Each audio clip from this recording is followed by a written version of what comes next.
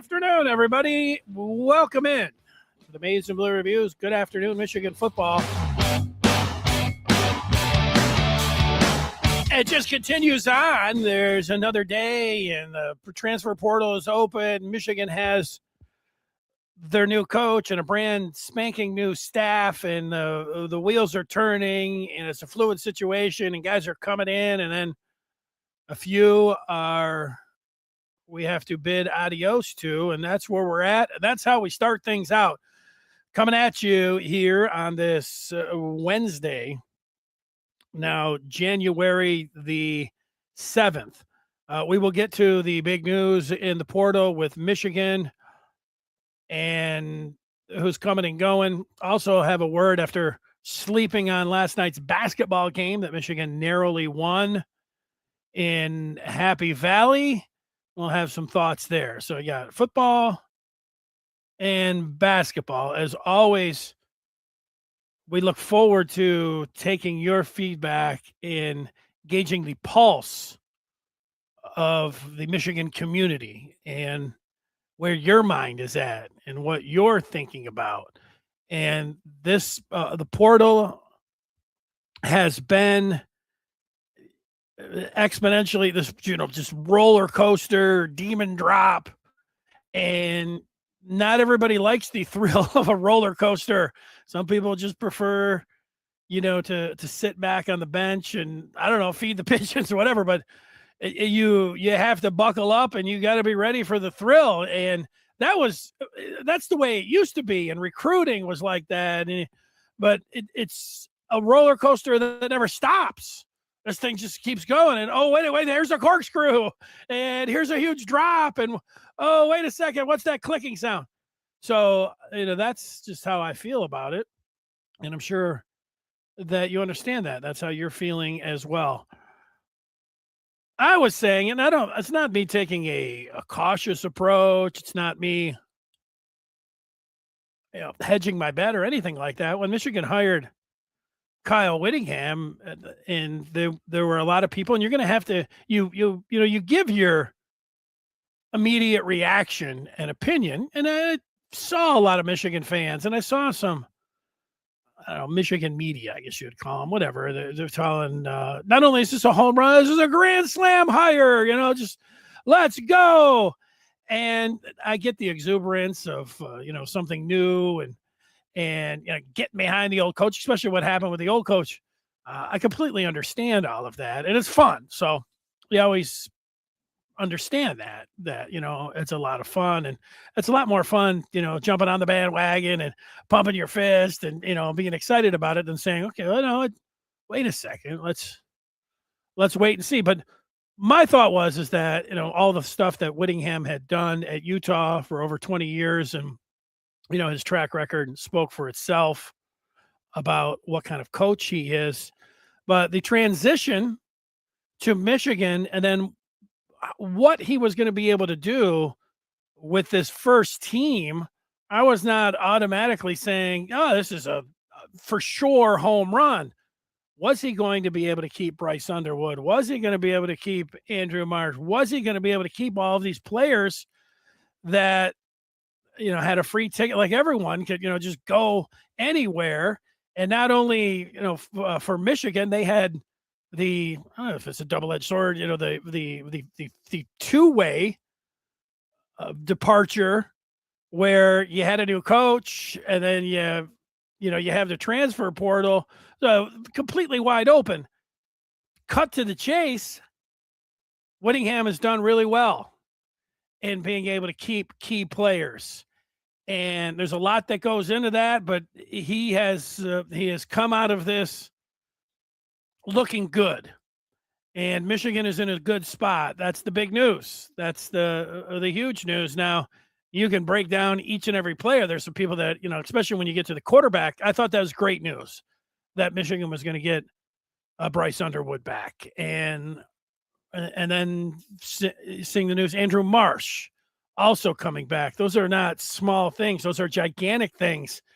Jay Garnera, an excellent offensive lineman, young, play center, play guard, future all Big Ten type offensive lineman.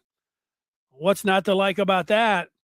Zeke Berry on the defensive side, a starting corner, maybe cornerback two. I don't know, cornerback one, maybe nickel, whatever. He's versatile. He's played some different spots. Those are big names that Michigan was able to either keep right where they're at or have to go into the portal, whose names went in there, and pull them back. And I thought that if a guy went into the portal, you could pretty much kiss him goodbye. And I understand that it's now where everybody's just a free agent every year, that it can be a negotiating ploy, tool, strategy for players. Their agents are cutting all these deals or working the phones behind the scenes. When you want to get something done, well, if you're at a stalemate, portal time. And then it really becomes, okay, now the negotiations, you see it.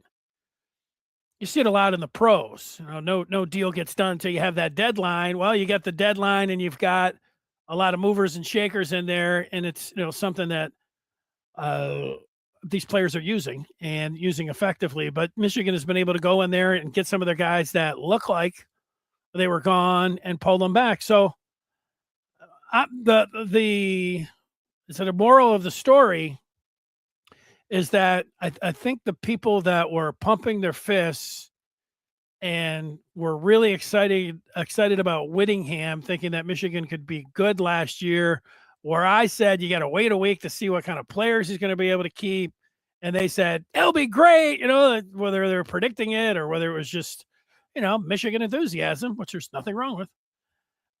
They've been right, and I don't know where you want to bump up my feelings about Whittingham and what he's going to be able to do at Michigan. It's what really he's going to be able to do it in his first year. How are players going to that were here, players from the Midwest, players that had been in Michigan, how are they going to look at some guy from Utah and the Utah Wolverines? Well, they've embraced it. And so that's excellent news if you're a Michigan football fan. Now, I could have led with the big news that a player that Michigan lost. They lost a big fish. And that is Cole Sullivan, the linebacker from Pennsylvania. He's gone. He's going to Oklahoma. And there's no minimizing the loss of Cole Sullivan. I think he'll be a pro linebacker, pro edge. He reminded me of TJ Watt even before he hit the field at Michigan. He likes TJ Watt. I think he's going to be a great college player, and I think he'll ultimately end up in the pro. So that's a huge loss. I know there's once a guy goes, you pull out anything. Well, what can we use that? He wasn't all of that or whatever. That's fine. You can look at whatever you want.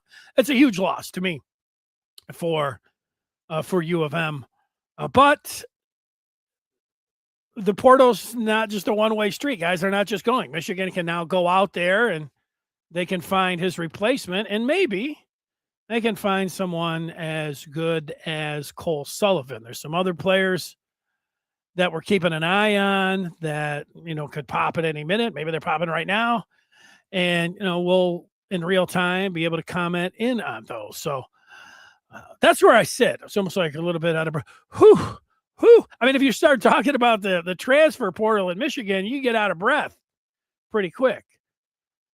You can say, hey, maybe you need to get in better shape. I'd agree with that. I'd agree with your thoughts there. So let's get some of the feedback. I said it's always good to see where Michigan fans are at with the whole thing. And Chase is talking about and asking how big of a loss Cole Sullivan is. He says he feels like Michigan can find a good replacement in the portal. He's not worried at all. Yeah, I just mentioned how big of a loss I thought it was. But on the other hand, I do feel like Michigan can go out there and find a replacement.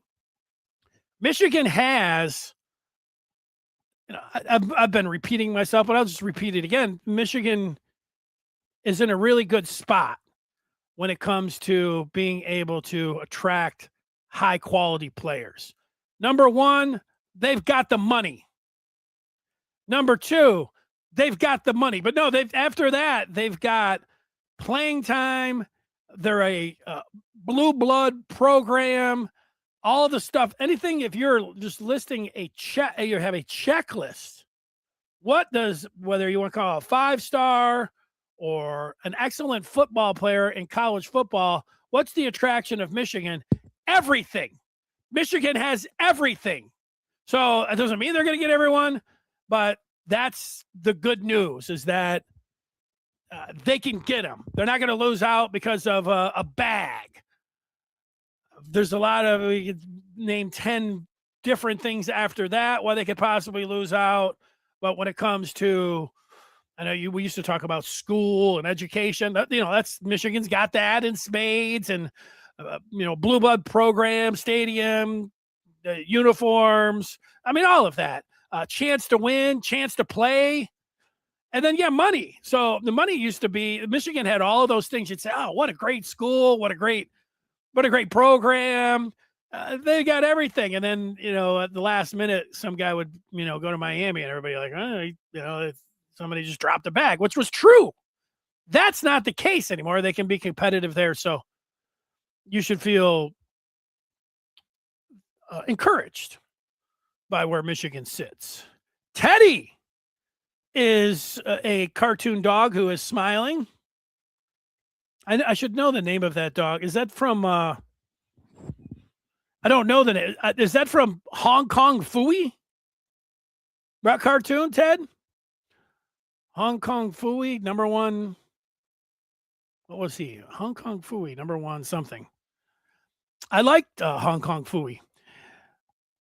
It might not be from Hong Kong Phooey, but Teddy is talking about Sullivan being a big loss, but also talking about very talented youngsters and a premier staff who will coach them up, maybe a portal addition at linebacker as well. Who knows?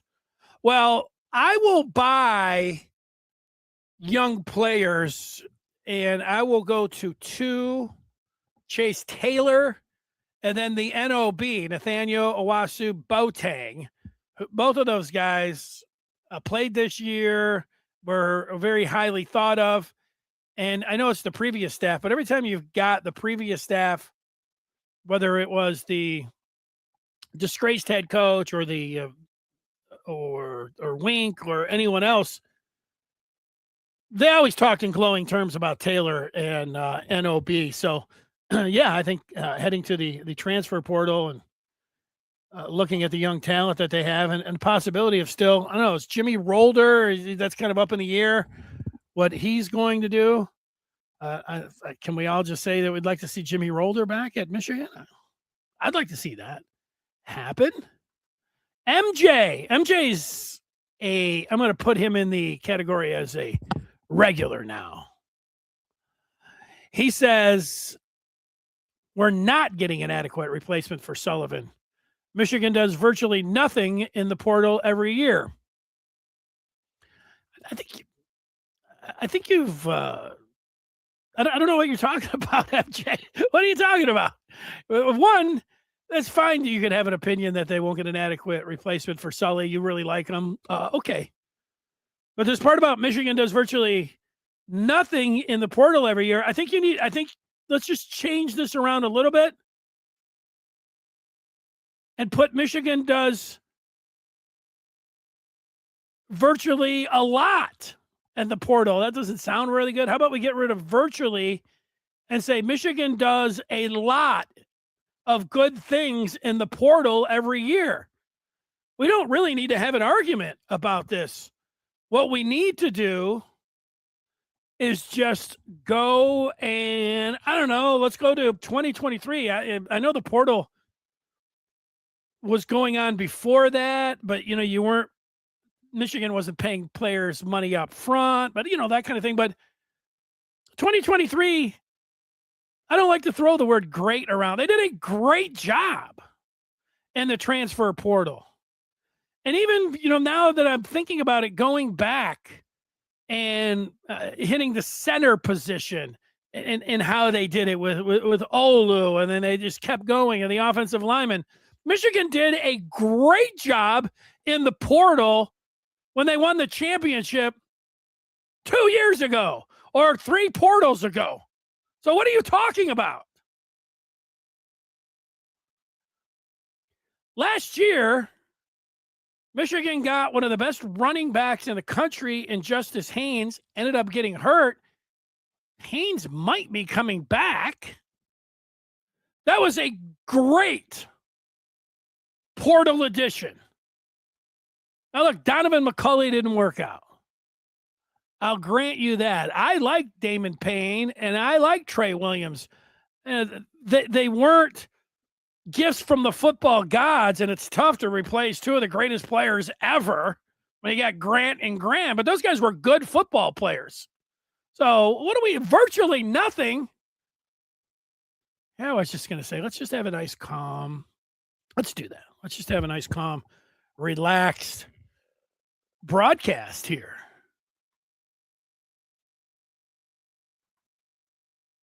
What do you, MJ? More from MJ. It's probably not going to go well. MJ now, somebody hijack MJ's handle. MJ now saying it was irresponsible not to keep Sullivan when we all know they're not going after any big fish. Well, they've already gone after some big fish. I would say Underwood was a big fish. I would say Marsh was a big fish. And I think Garnera he's a big fish. He's like, they're already on the team. Every year you have to re-recruit. And I know none of the Garnera was in the transfer portal.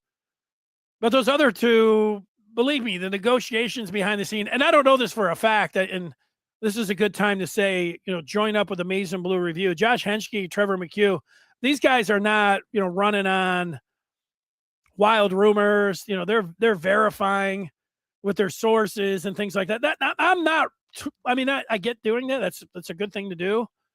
And you may want, and I think you should expect professionalism when you join up with the Maize and Blue Review. And I'm not saying I'm not professional, but somebody was telling me 2 days ago, somebody that is pretty close to the Michigan football program, and this is the way people were talking. They were saying that Underwood wanted double of what he was getting paid last year, and Marsh wanted 1.7. Those are big numbers. I have since been told, because I ran that double for Underwood comment by somebody with some more knowledge than me, and they didn't really think that was accurate, but they did think that the Marsh one was. So I think you need to expand your vision of the transfer portal and who's coming and who's going. If you're just sitting back and looking for some big name that is already not with Michigan and the transfer portal is not closed right now, then you're going to be miserable, MJ. Miserable. SW Lyon knows that it sucks about Sullivan. He put up with 1 year of dysfunction, and now he's leaving when Michigan has a huge upgrade and coaching staff.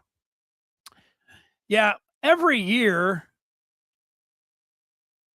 you're going to have to re-recruit these guys, and because the previous staff was a huge embarrassment. Since Moore was a huge embarrassment, and then when you're switching over to complete unknowns, I understand. Between me and you, I would think that I would understand why more big name players might want to jump ship because of those very facts. People don't like. I know when Biff Poggi was saying stuff, people didn't like. No, get this guy out of here. He's just talking. He was talking a little bit too much truth. And, I'm not in Biff Poggi's position. Somebody should have said, hey, Biff, we don't need the truth up there. We need to finesse this a little bit. We don't need you. But I'm surprised. with what went on here. And I don't know, you're a great player or a very good player, or they want to be great, however you look at it. I looked at it originally and said, I don't know if I'm a rush linebacker like Cole Sullivan, do I really fit into the Jay Hill defense? I was thinking, I don't know. You're playing a 4-2? Probably not. So it could be a number of things when it comes down to Sully. Could have been that it was just flat out money, which is the number one thing for everyone right now. And it's okay. Everyone, money, when you look at free agency in the pros, almost always wins out. Why wouldn't it win out in college? Answer, it does win out. M Go Blue 1324. No more 16 dash something else, but also not the old 1234. I was wondering last night at some point after the basketball game, adrenaline flowing and everything else, it's calming down. I thought, I wonder if Michigan Go Blue 1234 is his password for a bunch of things, and then he changes it every 6 months, and instead of going to something like Whitt, Beck Hill, $, something like that. I just figured I'll go to Michigan Go Blue 1324. Little creativity there.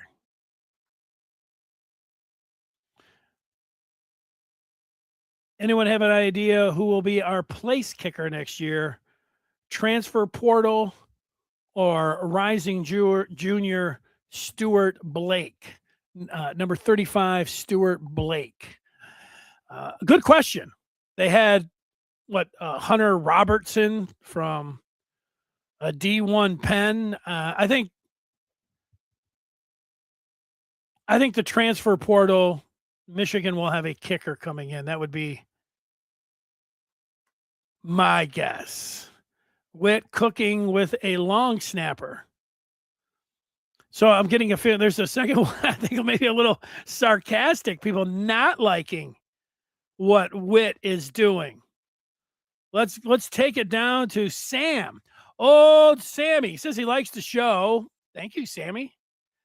And he says, it's great news with some of the guys staying. Really hope the NCAA will respect this program now with adults in the room. Yeah.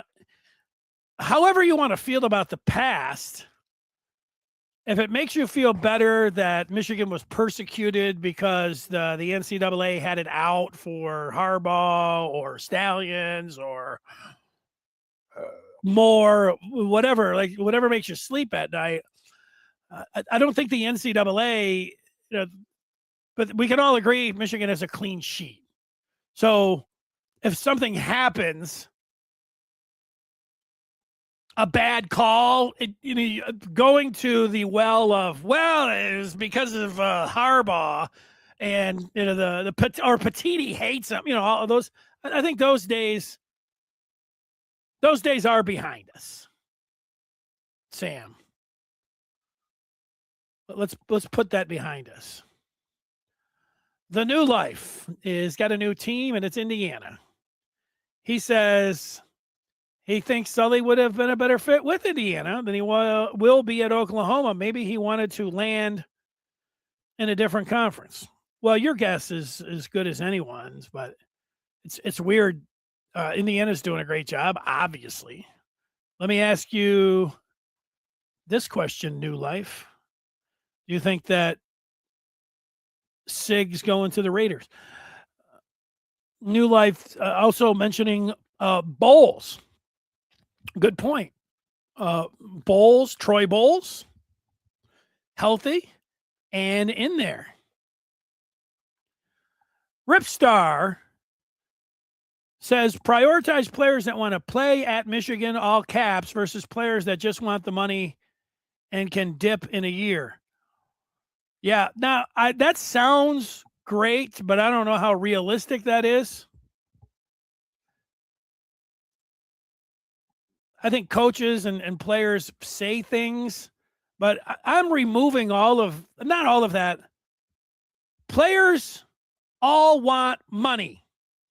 All of them want as much money as they can get, just like almost everyone else in any job that they're at.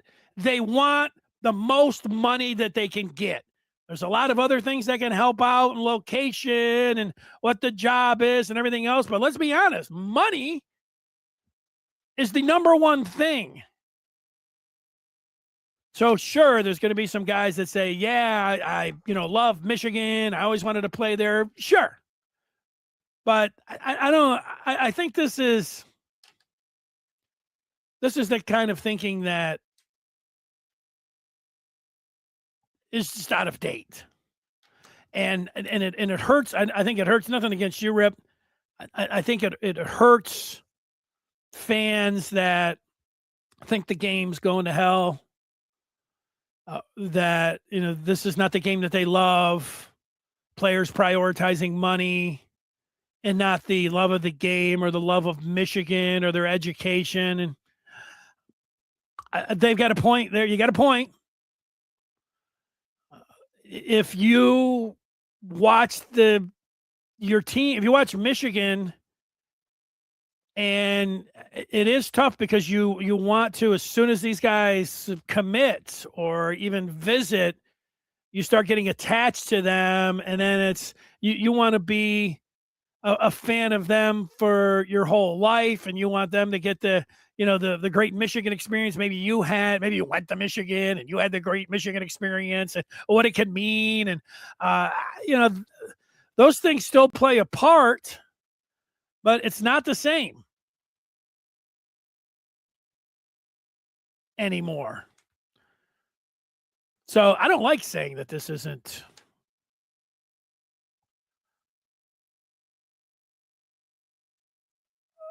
This is tough. Oh, so here's MJ coming back. We literally have one player in the portal. If you think that's good, that's on you. Well, I look at the players that were in the portal and the guys that like Barry and Garnera. I also look guys that could have been gone like that and Underwood and Marsh. I look at retaining those guys. And also I would look at MJ that the portal is not closed and that Michigan, certainly has some work to do. But I'm not in real time going to be over here, blasting or boo-hooing Michigan when everything's still out there. If the portal closes and you look at this and you say, oh, they were able to get a long snapper out of the portal and they weren't able to play Sullivan, and so yeah, you can come back. But I'm not for a couple clicks, MJ, going to be a sourpuss like that. And I'm not Mr. Pom-Pom either. What I'm saying is you got to look at the guys that they got and understand that there's still time to get players in.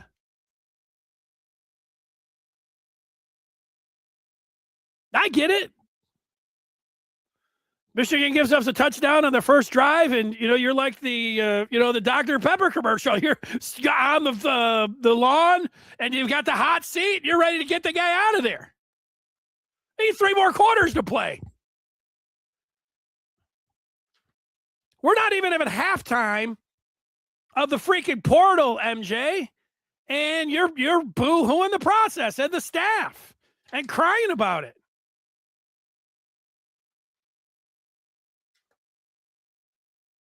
JP,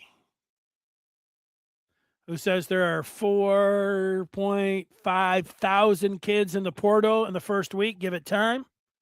We'll be fine. Yeah, maybe they'll be fine. And maybe they will. And again, they've got a lot of money and they've got a lot to attract potential players. If they get to the end and don't have anything, MJ, I will have to say, MJ really was on top of it. Really know that this thing was, a complete waste. I would feel encouraged that Michigan can get players when they're getting guys, like Underwood and Marsh and Garnera. These are big-time players. And they're going to want to surround those guys with other top players. I understand free agency as well as anyone. You look at the list and you're like, we need 2 or 3 of these guys, and I don't like the free agency. I understand. I was just thinking about Brad Holmes, who the Lions GM. You'd look at the top 50 free agents, and the Lions aren't going to get any of those. Holmes is more of a 51 through 75 type free agency guy, and that doesn't excite you. So I'll give you I'll meet you. I don't even know if it's meeting you halfway, MJ, but it would be a lot more exciting if Michigan would reel in some top guy in the portal right now, and you'd be like, oh yeah, you could if you had a podcast, you could say amazing news, all caps and everything else and exclamation points. People would be, rushing in like, yeah. I mean, I get that.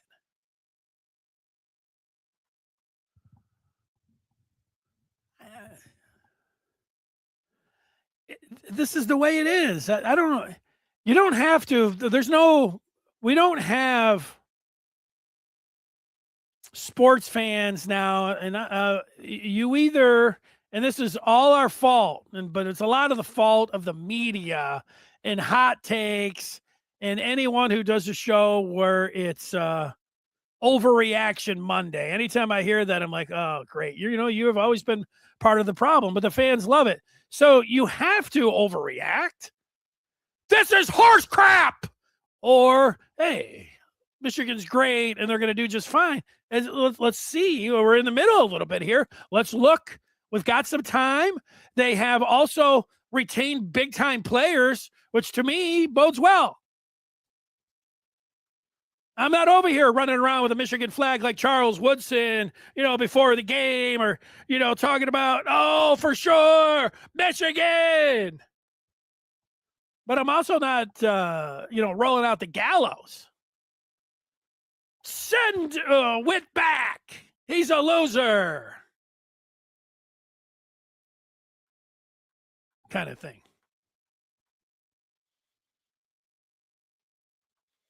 Rip says Brent Venables convinced Sully that OU was closer to a title than U of M. Yeah, he may have. He may have. Brent Venables, a pretty passionate guy when it comes to defense, and Venables could have been on Sullivan as soon as the news broke of the disgraced former Michigan coach back on December the 10th until Whittingham wasn't hired for 16 days later. So the 2+ weeks that Michigan was in limbo, Brent Venables might have been on the horn every day with Sullivan's agent, speaking passionately about what he could do and how he could fit in the Oklahoma defense. And you have to think about all of that too. Those 16 days where Michigan was completely up in the air, and look at most of those 16 days, people thought, oh, we're going to wait another week or two. We're waiting on DeBoer. We're waiting on John Harp. I mean, I heard everything under the sun. I was saying everything under the sun, partly myself, until that Friday or that Wednesday when I came apart and said they had to get something done by the weekend. They did. You just knew with the transfer portal that they had to. That could have been going on. Rip. A lot of convincing when Michigan didn't have a coach. Their coach was, sitting in the who's gal. I think those other coaches, You know how many times Scar has come on here over the years and said, yeah, he likes when the other programs are in chaos. Oh, that makes Michigan. That's music to Michigan ear. Oh, the Michigan was in complete and total chaos. I know the fans, for the 16 days. Oh, the positive. I know I was looking for the positives too, but everyone else around Ann Arbor was like, this is complete and total chaos. Get out of there, they were telling the players. So when they leave, it shouldn't have been that big of a shock. John, anybody going pro needs to be able to play different defensive schemes, or you're not going to be able to make it. Yeah, or you to make it and put yourself in best position, you want to go to a scheme you feel very comfortable in and accentuates your skill set. And to be honest, when you have the top 25 teams, wherever Michigan fits in there, do we want to expand it and say they're not a top 20, 30 teams? Well, there's going to be 10 or 20 of those that are going to be able to make some big time, almost all of these things being equal, where the money's at and everything else.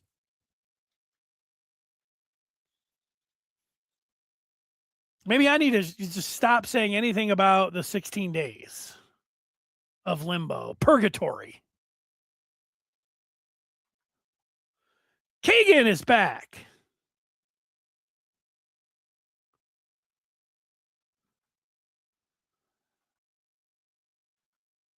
There's a Harbaugh, I had to, hold on. Speaking of tongues or something. Rip's talking about Harbaugh is available. Yeah, well, it's weird with John Harbaugh. If they would have waited this long, could you just imagine? No, I really can't imagine. That would have been 3 weeks, a month. The 16 days were bad. The transfer portal would have started. Who would be on this team right now if they would have waited for John freaking Harbaugh? Plus, if you're looking at my profile, it's unfortunate because John Harbaugh is a great coach and everything else. He's going to get snapped up in the pros. But if they were somehow going to wait on the idea that they could have gone to John Harbaugh, he didn't fit the profile. He did the number one that he had previous coaching experience. Hell, he's probably the best of all of them that are out there. But because he's Jim's brother, however, it just wasn't going to work that way. Even though those guys, even though they're brothers, I don't know if they're polar opposites. They're big time opposites, and there's no reason to go down that road. I really like John Harbaugh.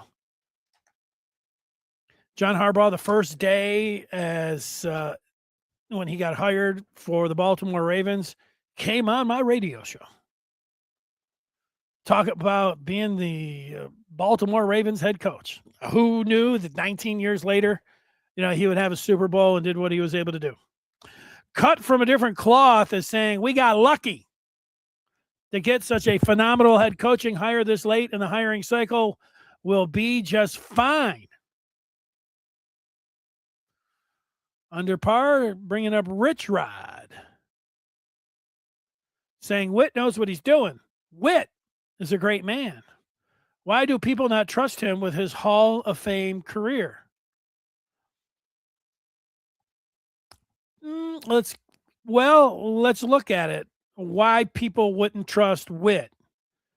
Because he's a beehive state, never left Utah, and has brought a bunch of beehivers with them. That would be one. That would be the biggest one. His age. I'm a Signetti. I get that part. Will he be able to attract players? There's the other one. Those are the three. I think he's a good coach.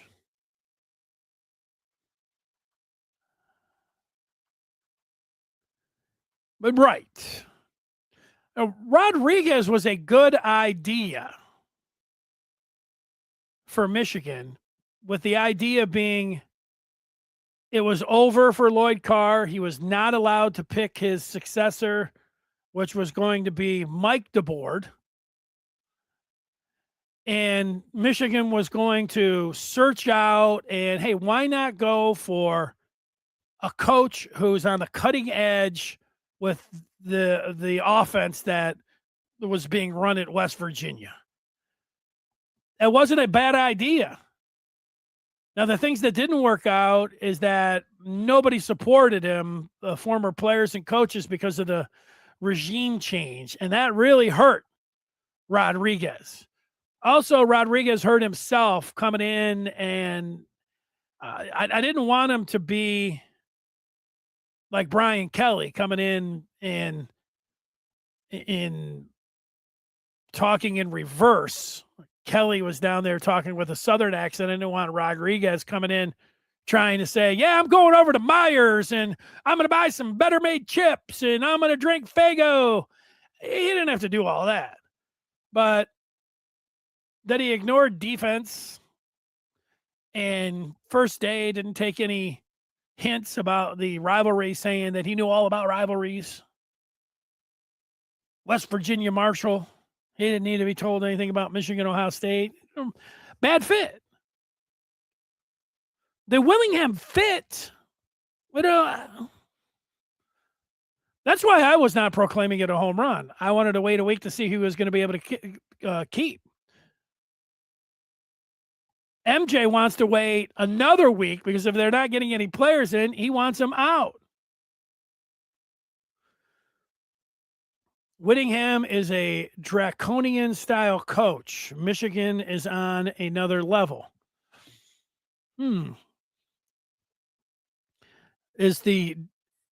So you don't think the style, let's see exactly what.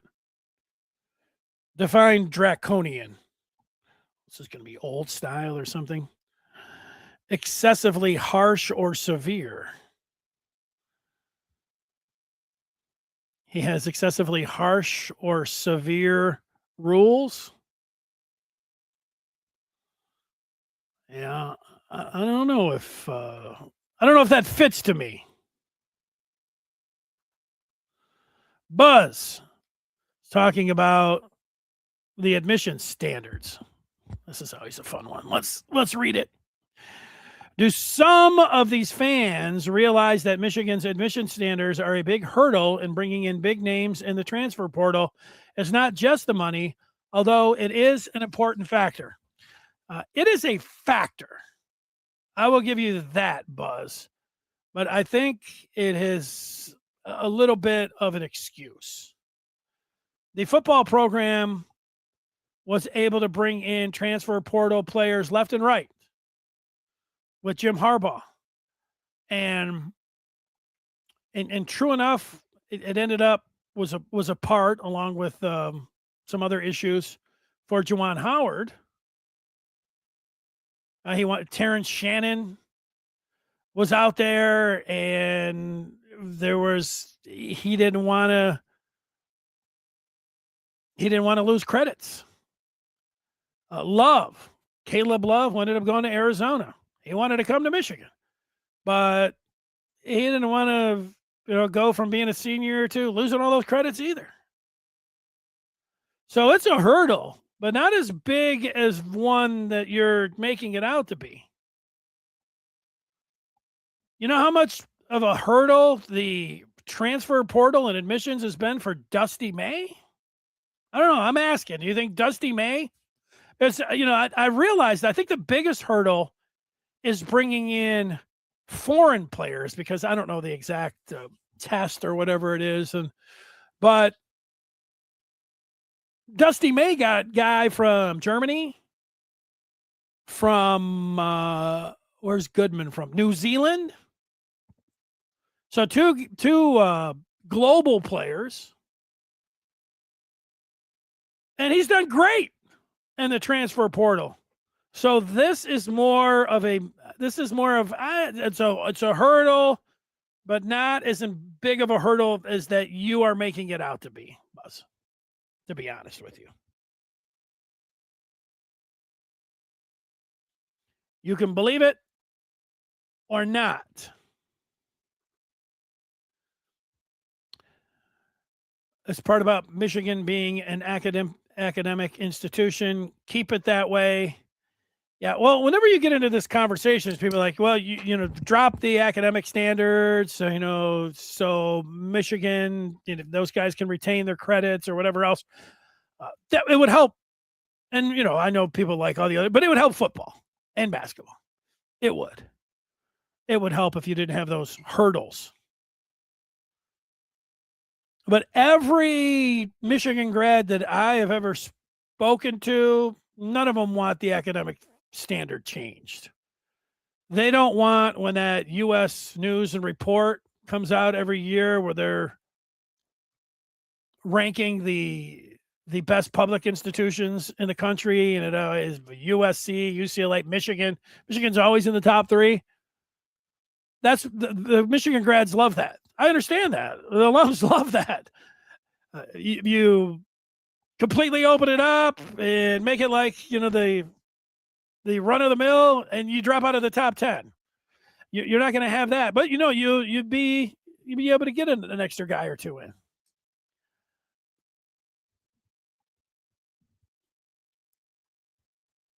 It's a factor, but not that big of a factor.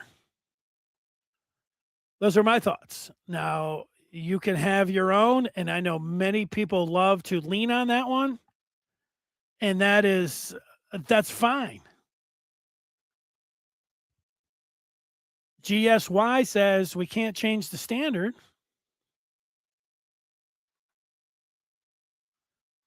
Michigan will never win anything they won back in 23. What are we doing here? Here we go.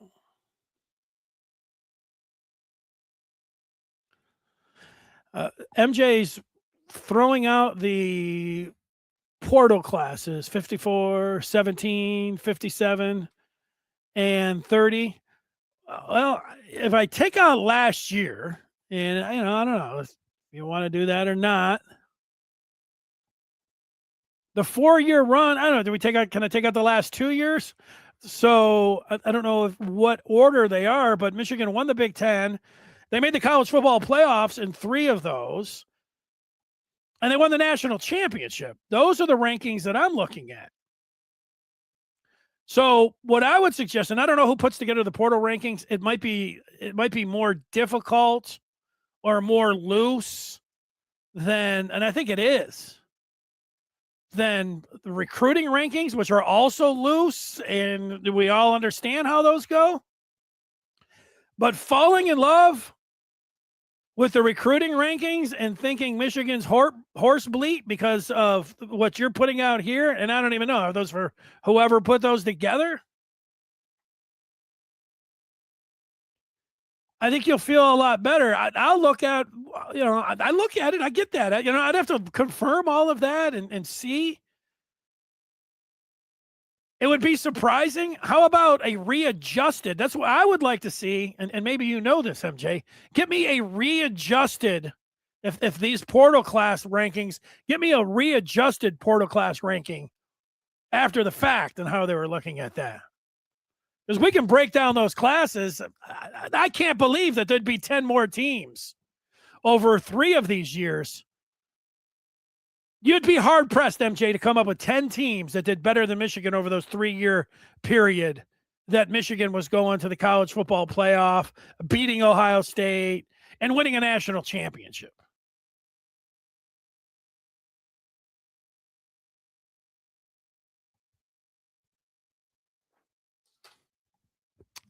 That's where I'm at with it. But it's, I like it.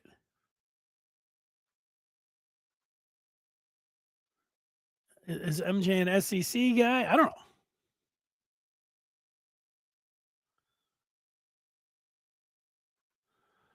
Because of their portal ability, as Buzz was saying. Who's Buzz? I don't know. Maybe I'm falling apart.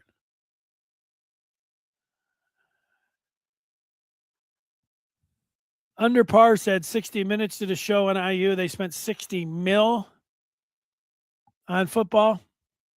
Yeah, I didn't see that. Just that last week. And what did Michigan spend? So everyone's spending, or you have to distribute close to 20. So that's the starting point. And then so whatever else was Michigan spending 40? So 20 million more? I don't know. I'm just ripping it off. Ripstar says I need to get some of those cartel Cokes. I'm not disappointed in saying it, Rip, but I've had to. I have taken my sugar intake down by 90%. And what that looks like is not having any real cane sugar Cokes.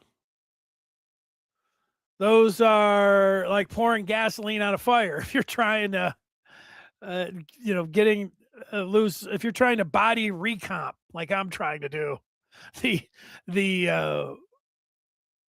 cartel Cokes, which they taste better. They're better than the ones that have high fructose corn syrup. Those are worse. That's even pouring, I don't know, jet fuel on the fire. But man, I think I am in a padded room too, man, with this.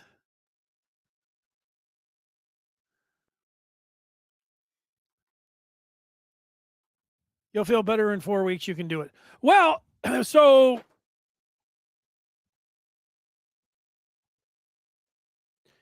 I'm thinking, do you jump in and just ride the rapids of MJ? Look at some portal rankings. Michigan doesn't know what they're doing. I don't believe that. So I can't ride the rapids on that, but can I ride some kind of a boat where they grab a player and you bump up how you feel a little bit about Whittingham and Michigan, or every hour or every day? If Michigan, I'm going to give you this, MJ. If Michigan by Friday, if they don't add anybody of substance by Friday's show at 2:00, then I'm gonna jump. I'm not gonna jump on board with it because I've went through those rankings and everything else, but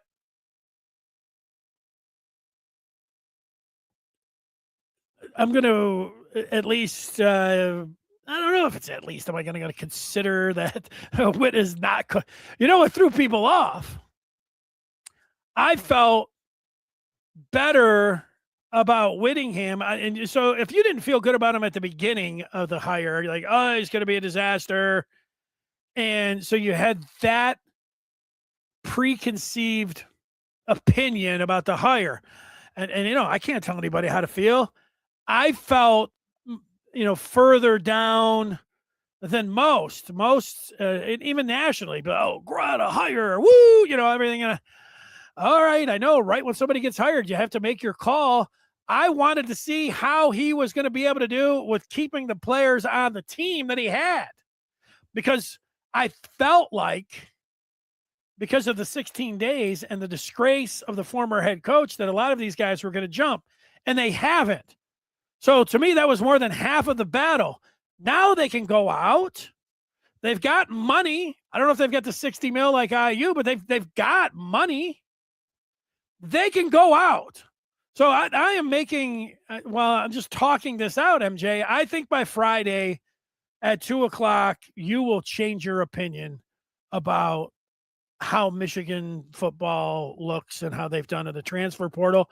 You can bring those rankings to me. We'll see how.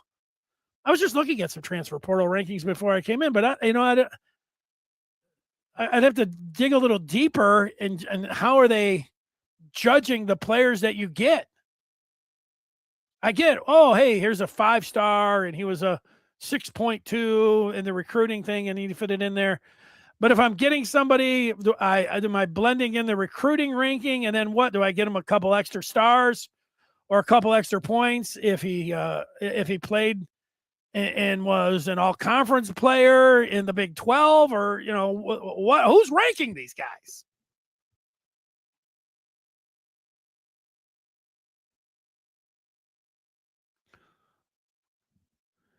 IU has a $60 million roster. They overpaid. That is all about coaching. Coaching's a big part of it. I don't know. I watched Indiana play the Rose Bowl like everyone else and take Alabama and and put the take that belt. Oh, I kept watching it. Yeah, I enjoyed it. I think it's a little bit of both. Chase, come on.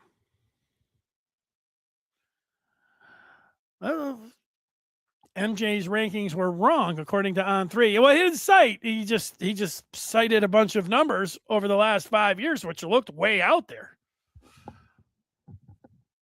But I think MJ, he may have dropped. He may be on a 10-day sugar diet,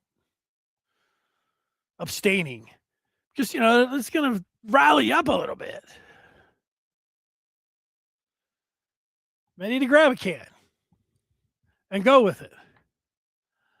All right. Let's talk about basketball.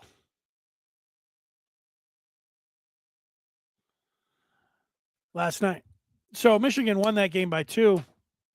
Here is how I feel after last night. Last night felt like a loss. And we know they won. We saw it. They won. We saw the final possession. I was like, whoa. But Penn State was without their best player. And then Michigan, it looked like they weren't going to have Yaks. And then he was playing. So this team has grown into this mythical greatest team of all time. The analytics people are telling us they're putting up numbers that nobody's ever seen. This is the greatest team ever. And then that's not an exaggeration. They're winning every game by 30. All of it was true. And then it was going to always at some point start where people were going to talk about running the table, for the first time in 50 years. And I had never thought that was going to happen. I've even when it was great watching UNLV back in the day, running people out of the gym. It's been great watching Michigan do this, but it's so out there. There's such a low percentage, even with as well as Michigan was playing, even though the craziest numbers they were putting up, that there was such little chance of it happening. I wasn't entertaining it too much, but it's fun to at least look at and enjoy. They have brought so much and so many people into watching college basketball, watching Michigan basketball. That I love that part. I love that part that now everybody's watching it. And then, last night, here's the lesson that if you come out and play sloppy and turn the ball over and you get out rebounded, and in general, your top players really have below average games, you can lose to anyone, especially on the road. And you see it time and time and time again every year.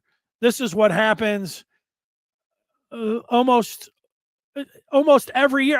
Actually, every year it happens where you see the top teams and they go down, and there's going to be upsets.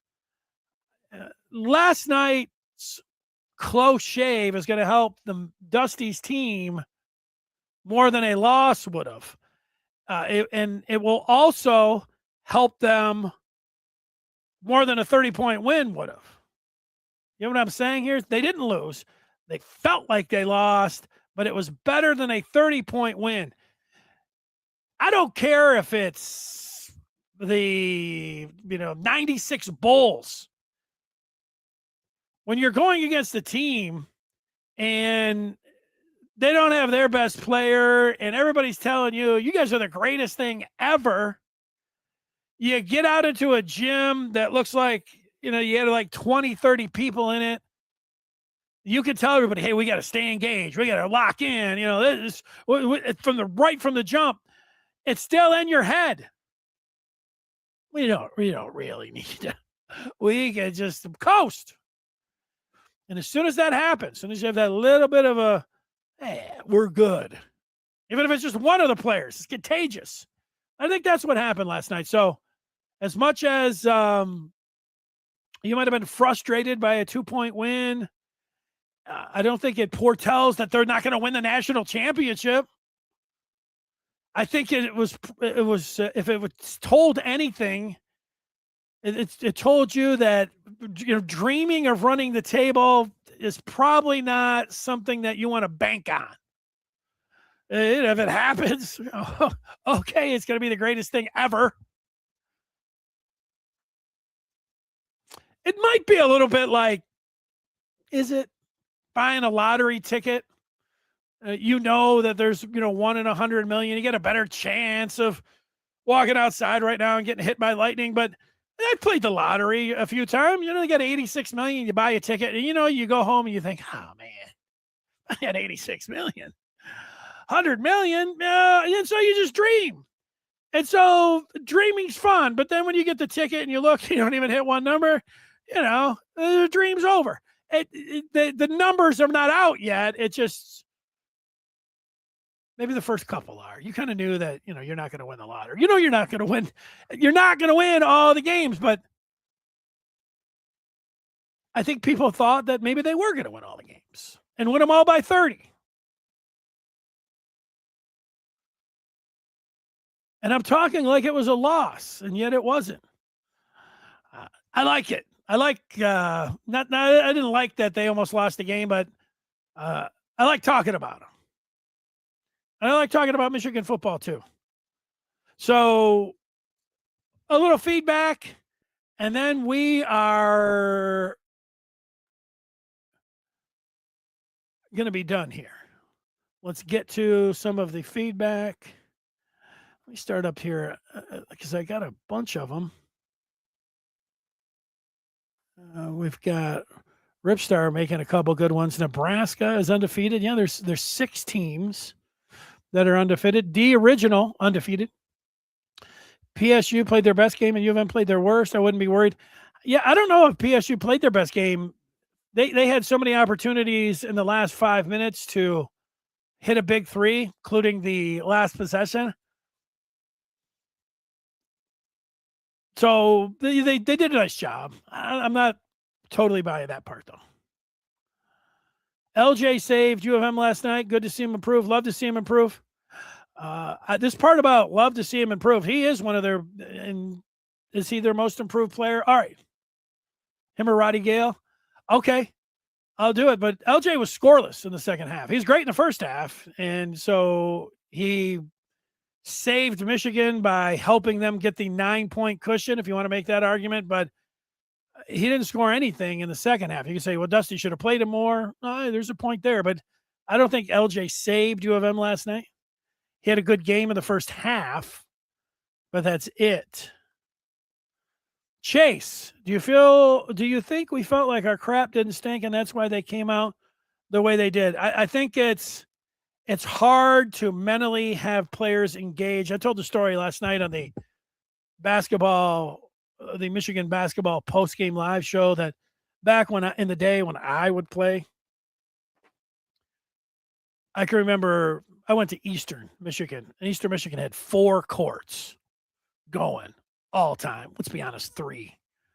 And you could always get a game for any time from 10 in the morning till 10 at night. It was great. But you go over to that 3rd court, and, anybody could look like, Jordan. Pretty awesome. Scoring anyway. And then you got the pretty much average players playing on the 2nd court.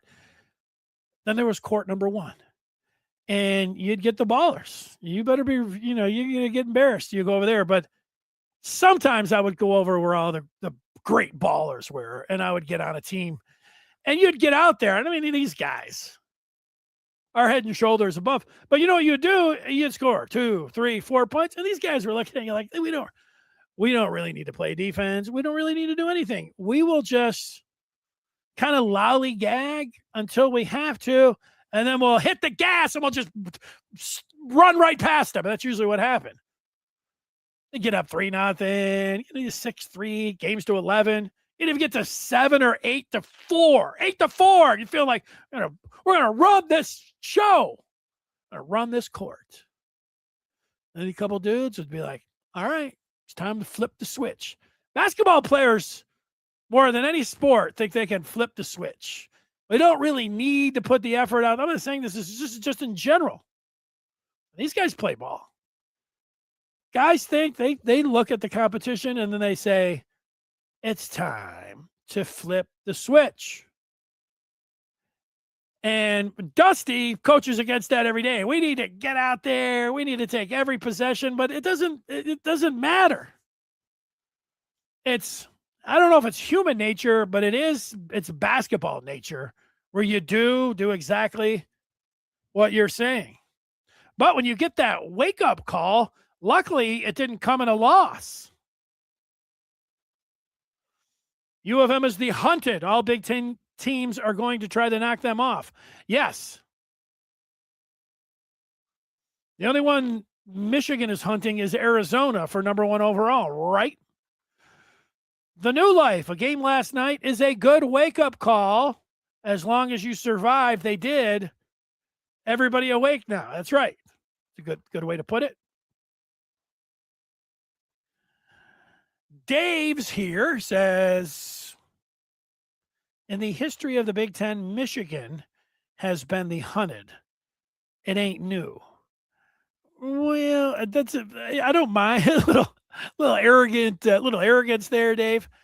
In football, I think you're right. Michigan has the game's always circled. That's underlined in all of their sports. The way Michigan, what they have, their reputation. There is some truth to what you're saying, but in basketball,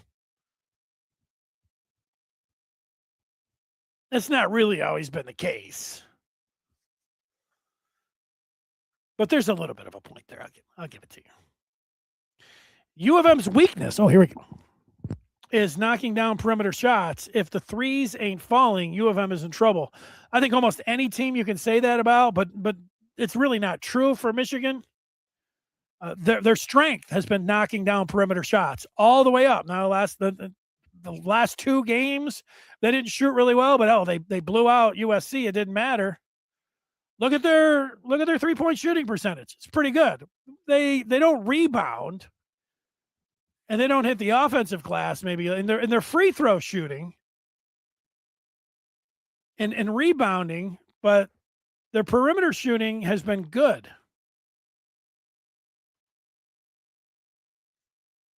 Did I say 6-7? Thoughts on the Wisconsin game? I think you're going to get a very motivated team with Michigan that will play more like they have the previous 13 games than last night. They'll be at home. The fans will be behind them. Wisconsin's not all that good. I expect a 20-point lead at half and Michigan win by 40. It sounds like, wow. Well, that's the way they have been playing. That's what I expect.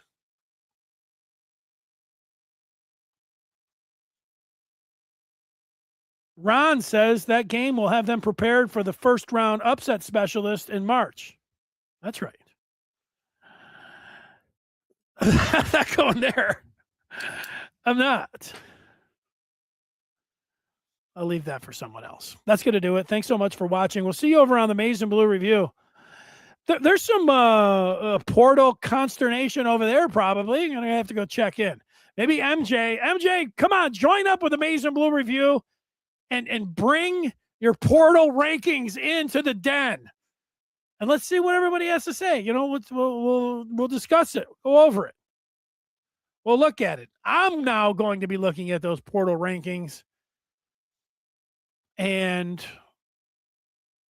like I said, by Friday at 2:00, I'm guessing that they're going to look a little bit different than they look right now.